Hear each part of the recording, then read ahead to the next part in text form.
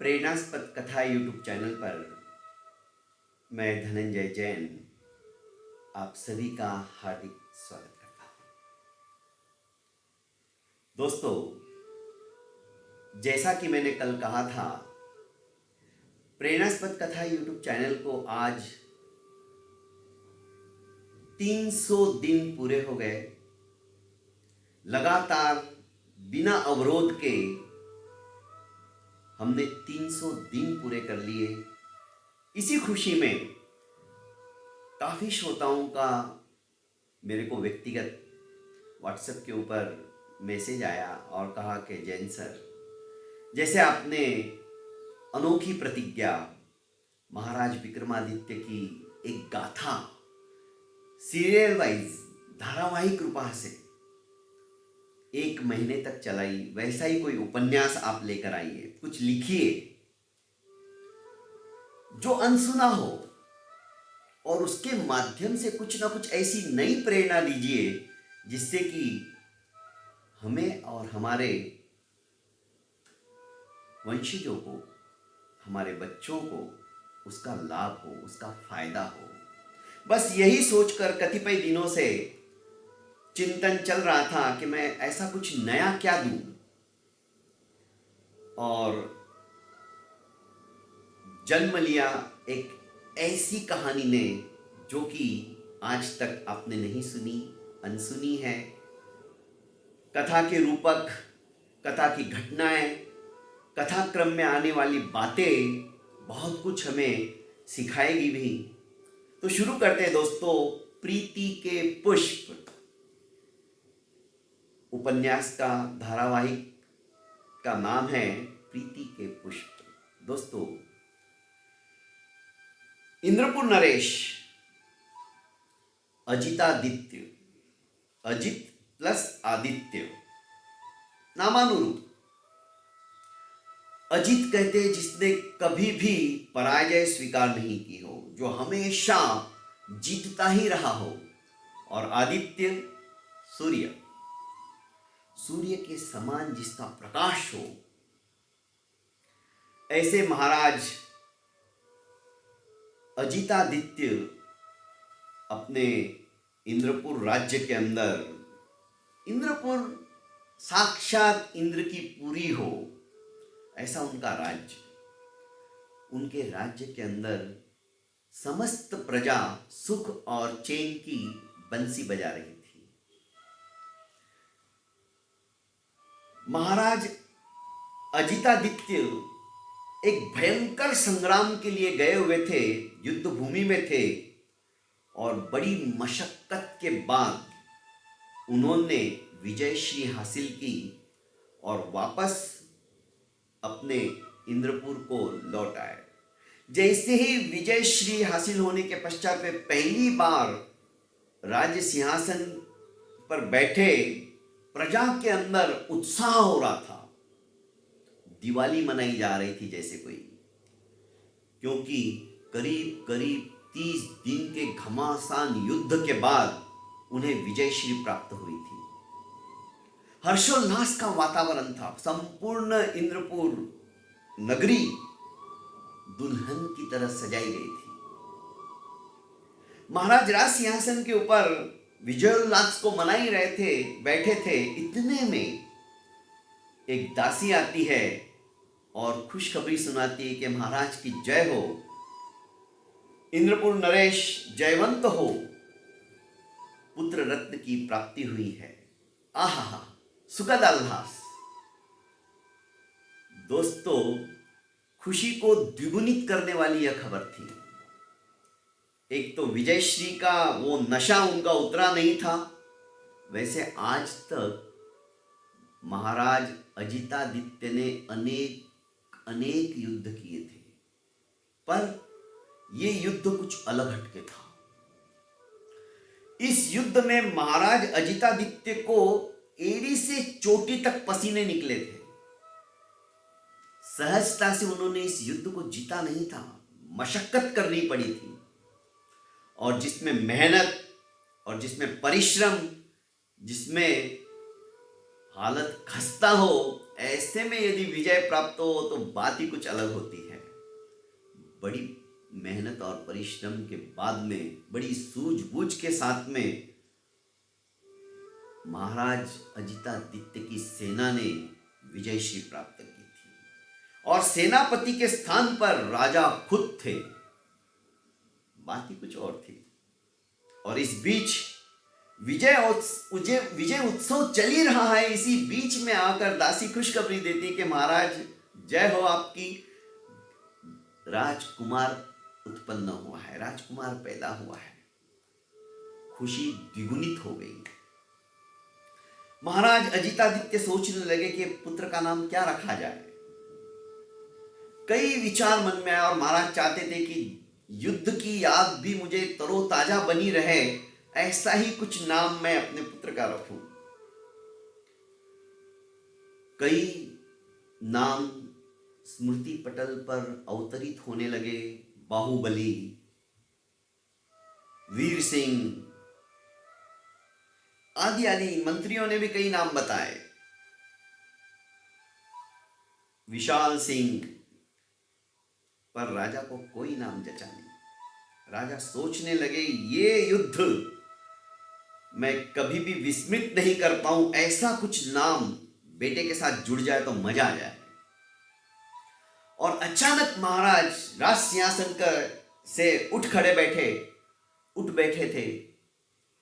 एकदम से दिमाग हर्षोल्लास के साथ साथ प्रसन्न चित्तता उनके चेहरे से टपकने लगी, मानो कोई खजाना ही मिल गया हो।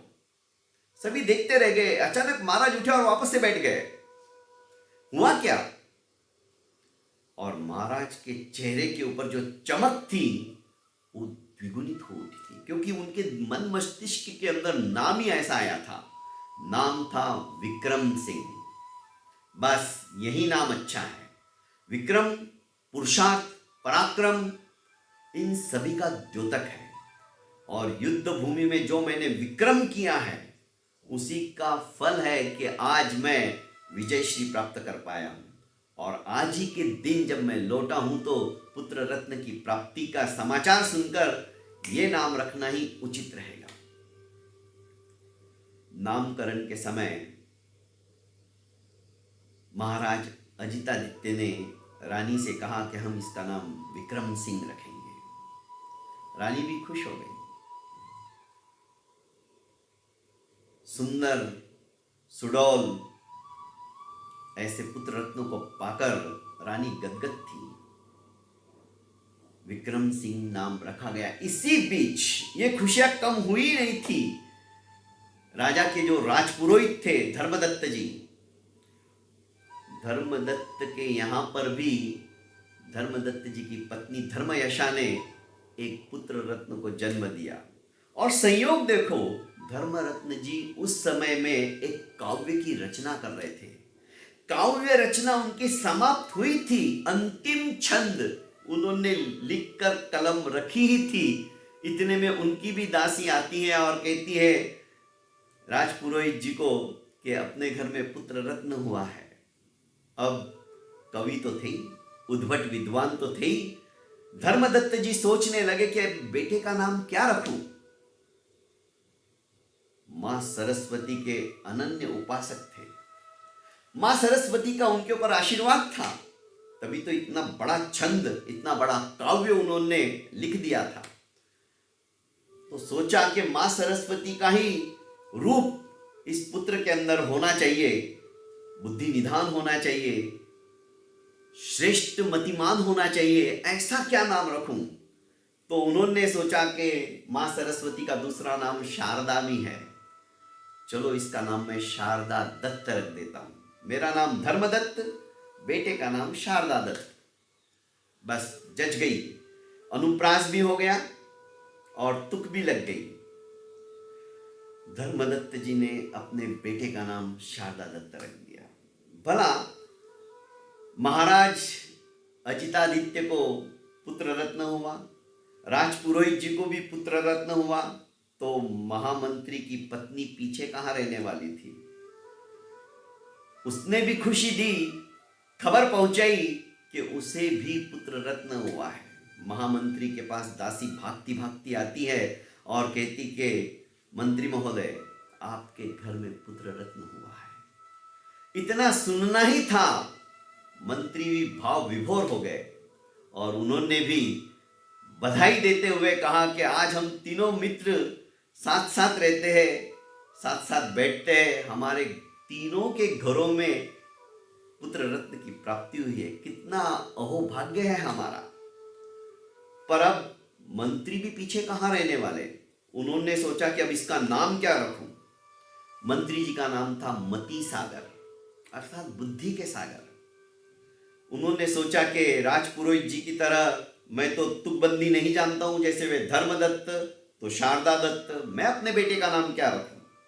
तो आखिर उन्होंने सोचा कि जैसे मैं मति सागर हूं, वैसे ही ये विद्या सागर होना चाहिए।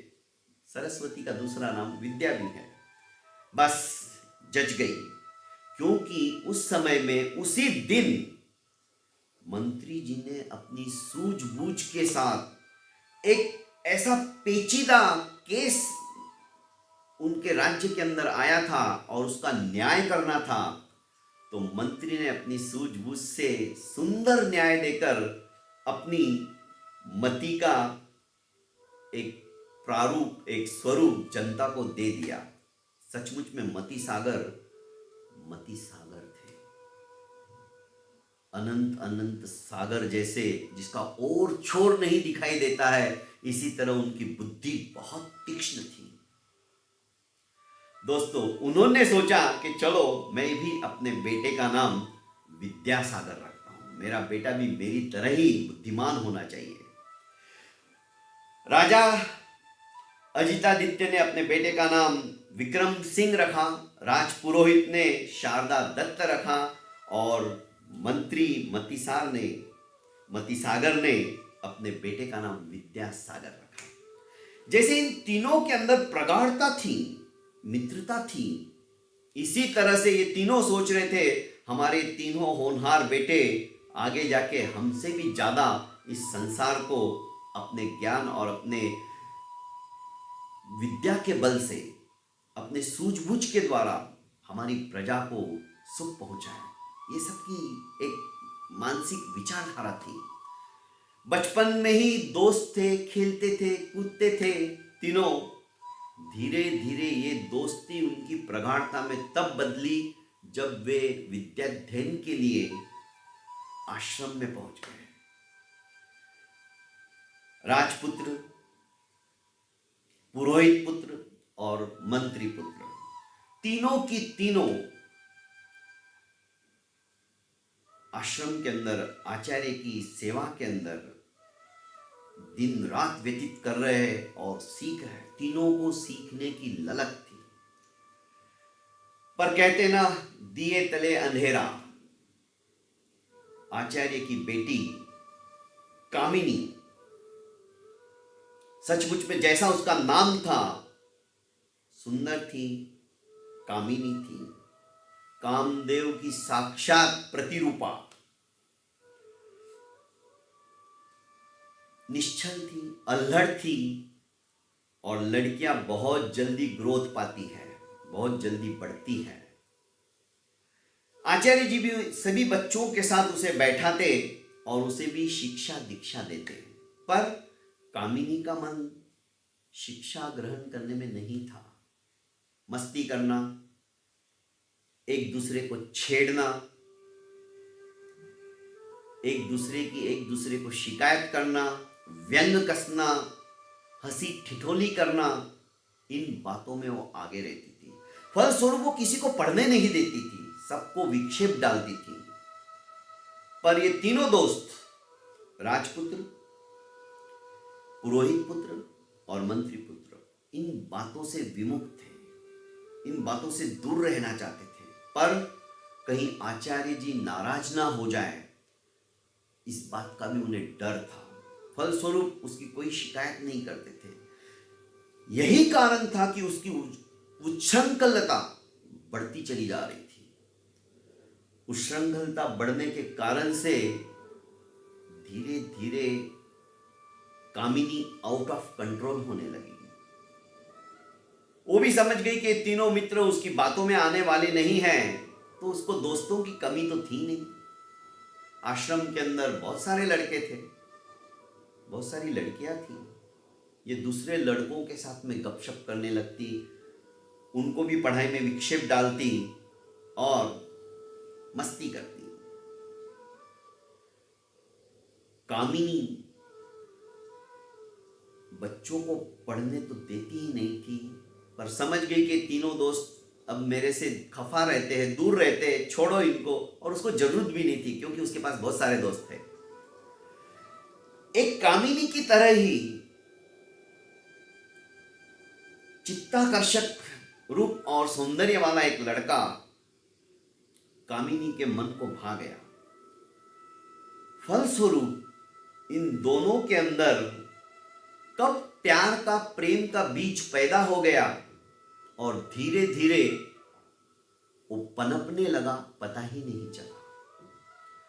आपस में सभी दोस्त कानाफूसी करते, बात करते,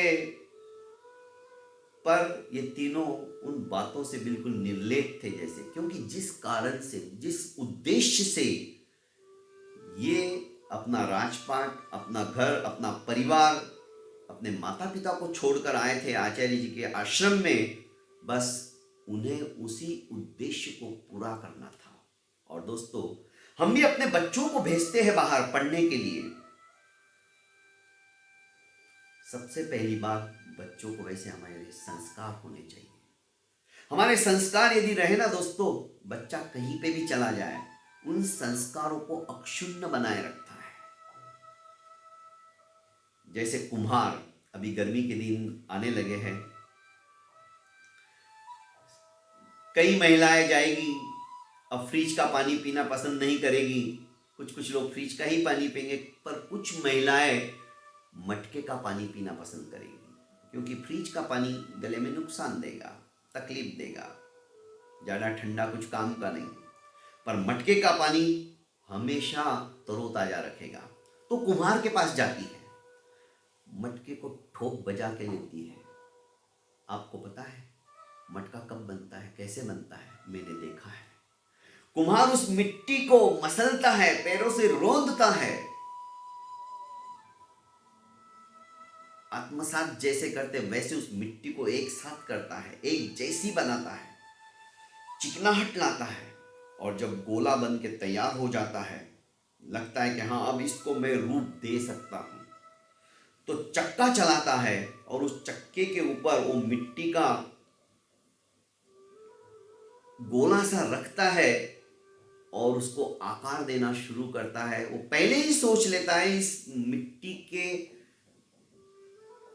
गोले को किस रूप में मैं परिवर्तित करूं, मटकी बनाऊं, मटका बनाऊं, या रांझन बनाऊं, या कलश बनाऊं।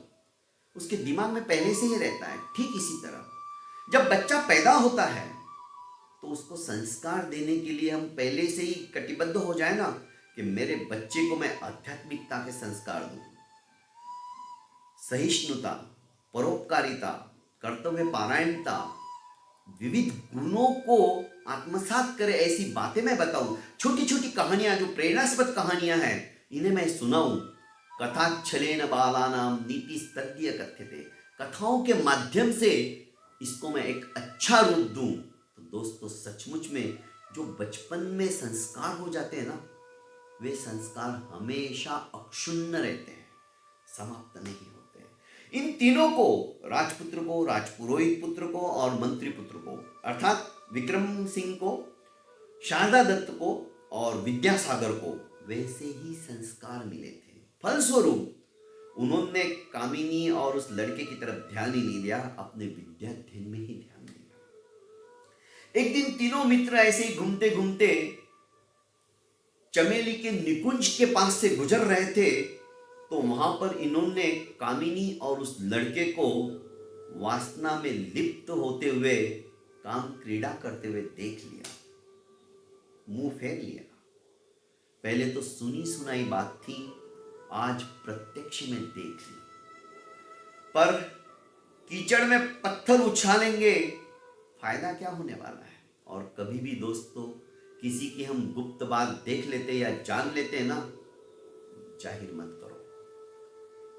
एक कहानी है इसकी, फिर कभी सुनाऊंगा, बहुत जोरदार कहानी है।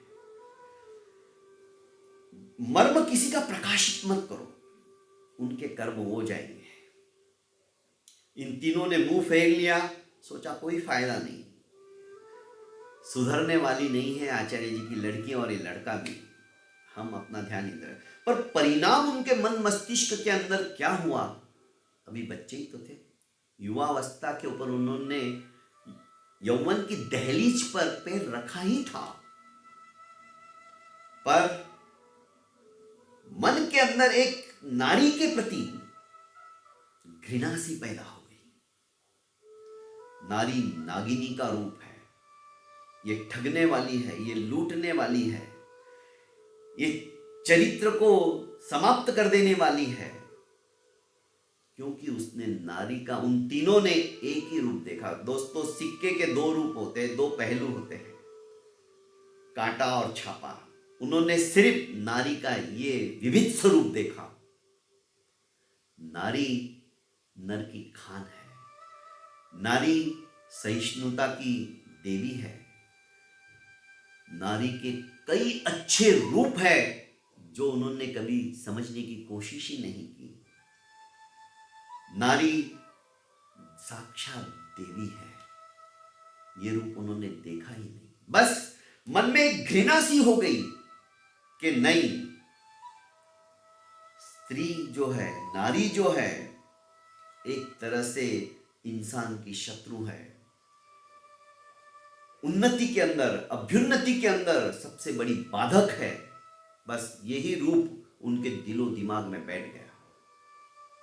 इसलिए दोस्तों बहुत सोच समझ के निर्णय लेना चाहिए। और इन तीनों ने, अल्हड़ अवस्था तो थी, तीनों ने मिलकर एक निर्णय ले लिया कि हम जिंदगी में अब विवाह करेंगे ही नहीं, क्योंकि नारी का ऐसा घृणित रूप उन्होंने देख लिया था। नियम तो नियम ले लिया कि नहीं, हम किसी लड़की से अब शादी नहीं करेंगे, हम अपना एकाकी जीवन यापन करेंगे। शिक्षा दीक्षा का कार्य संपन्न हुआ। राजपुत्र, पुरोहित पुत्र और मंत्री पुत्र अपने नगर में आए, सबका जोरदार स्वागत हुआ और तीनों अपने अपने पिता का हाथ बटाने लगे, सीखने लगे, समझने लगे। हर एक माँ बाप की इच्छा होती है कि विवाह हो बच्चों का, घर के अंदर रुनक झुनक पायल बजाती हुई पुत्र वधू आए, किलकारियां खिलाने वाला पोता घर में आए। पर इन तीनों के सपने सपने ही रह गए। जब भी शादी की, विवाह की बात की जाती इन तीनों के सामने, ये कह देते हमें शादी नहीं करनी। माँ बाप सोचते कि चलो अभी उम्र इतनी ज्यादा नहीं हुई है और ये सीखने के पीछे लगे हुए हैं, हो सकता है इसके लिए मना कर रहे हो। पर जैसे जैसे उम्र बढ़ने लगी, माता पिता को चिंताएं खाने लगी। तीनों में एक समानता, अब तीनों बचपन के तो दोस्त थे ही थे, युवावस्था में भी पढ़ाई लिखाई भी वे साथ करते थे, गुरुकुल के अंदर भी साथ ही पढ़ते थे, साथ ही रहते थे। तो इनकी तीनों की घनिष्ठता इतनी जबरदस्त थी, रोज तीनों शाम के समय में उद्यान में मिले बिना रहते ही नहीं थे और विविध विषयों के ऊपर चर्चा करते थे। उनके मन मस्तिष्क में कभी नहीं आता था कि हम विवाह करें, सोच भी नहीं पाते थे। पर घर वालों का प्रेशर जब इस तरह से रहता था तो एक दिन सभी ने कहा कि घर वाले परेशान कर रहे, क्या किया जाए, क्या किया जाए। राजपुत्र ने कहा, विक्रम सिंह ने, मैं तो विवाह करने वाला नहीं। उसकी हाँ में हाँ मिलाता हुआ पुरोहित पुत्र शारदा दत्त भी बोला, मैं भी नहीं करूंगा। फिर भला मंत्री पुत्र क्यों करने वाला। उसने, विद्यासागर ने भी कहा कि ठीक है, हम अपनी बात पे ठाम है। आखिर एक बार जब राजा और रानी ने बैठा कर विक्रम सिंह से कहा कि बेटा आखिर तुम्हारे मन में क्या है, क्यों तुम शादी करना नहीं चाहते हो। विक्रम सिंह मौन हो गए कि पिताजी आप इस विषय को छोड़कर कुछ भी बात कीजिए। महाराज अजितादित्य असमंजस में पड़ गए कि अब क्या करूं, हमारा वंश कैसे चलेगा। और उनको हृदय का दौरा पड़ा, हृदयाघात हुआ और वे चल बसे। इस दुख को सहन नहीं कर पाए कि बेटे को आखिर हुआ क्या है, क्यों नहीं शादी करना चाहता है। कराल काल के गाल के अंदर समाविष्ट हो गए। राजा के मृत्यु होते ही पुरोहित जो कि धर्मदत्त थे, उन्होंने भी शैया पकड़ ली। वे मरे तो नहीं पर बीमार से रहने लगे। राज दरबार में उनका जाना नहीं होता था। वे भी परेशान थे कि बेटा शादी क्यों नहीं कर रहा है, शारदा दत्त को हो क्या गया है।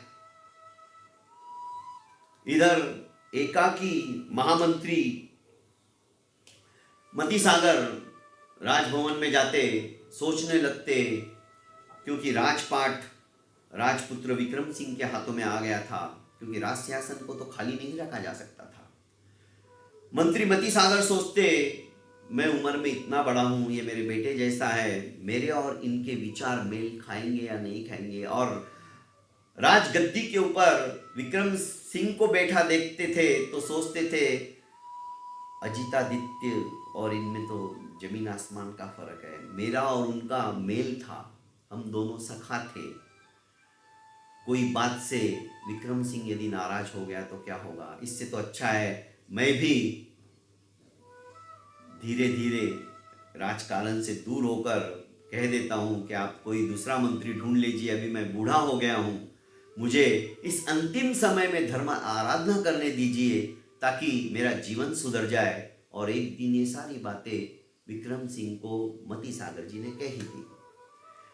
विक्रम सिंह ने कहा कि आप मेरे पिता तुल्य हो, पर मैं अभी नया नया हूं, मुझे राजपाट के बारे में कुछ भी पता नहीं है।